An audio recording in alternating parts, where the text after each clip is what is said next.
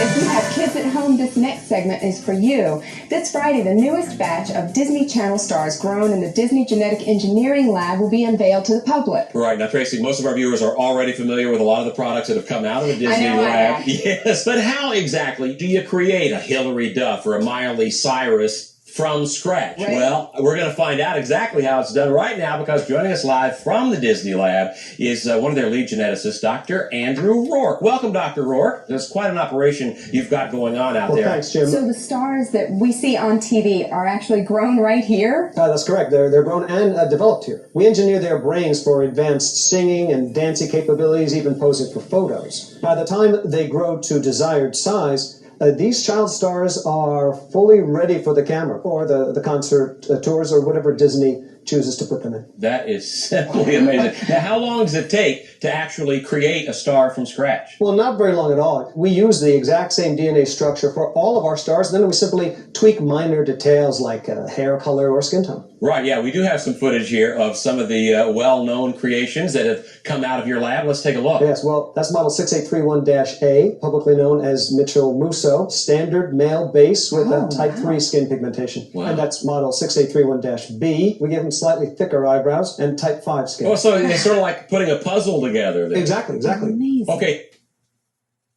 What in the... What? Is anybody else's brain doing fucking flips right now? This made my head hurt when I saw it. They putting it right out there to you. Man, who the fuck is real? What do you mean they're just grown in a lab? This is why I try to tell y'all motherfuckers, man.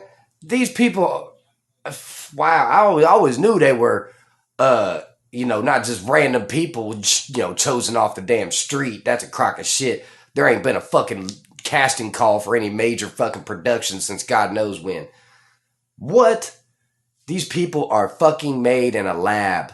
And here we've got some of the images of some of the newest models. We're going to be seeing a lot of these kids in the future. It really looks like you have someone for every kid in America to love it. Did you hear what they just called them? Some of the models. They don't mean models as in they, pose for the picture. They mean models as in this is like a damn, like when they ask you, what model is your vehicle? Well, this is model such and such. This is model, what he just said, like they got fucking numbers for names and shit because it's not a person. It's not. What in the fuck? Well, that's the idea, Tracy. Our writers find it very liberating. For example, our new model, Haley, is a singing, dancing, snowboarding, half Japanese, half Indian girl. Wow. Now, finding her in reality would be impossible. Right, but sounds like a surefire hit to me. Oh, now, You hear what he said? Half Japanese, half Indian girl. Finding her in reality would be impossible. So basically, why you think all these motherfuckers look so goddamn perfect and shit? They're so motherfucking pretty to you. They're so motherfucking, handsome and all that shit. Man, they're made in a fucking lab. This shit is all fake. now this one's Zac Efron. I've seen him before. Yes, Zach was actually one of our earliest My models. daughters love him. I mean, he looks so real. You hear what he said? Zac Efron was one of our earliest models. What?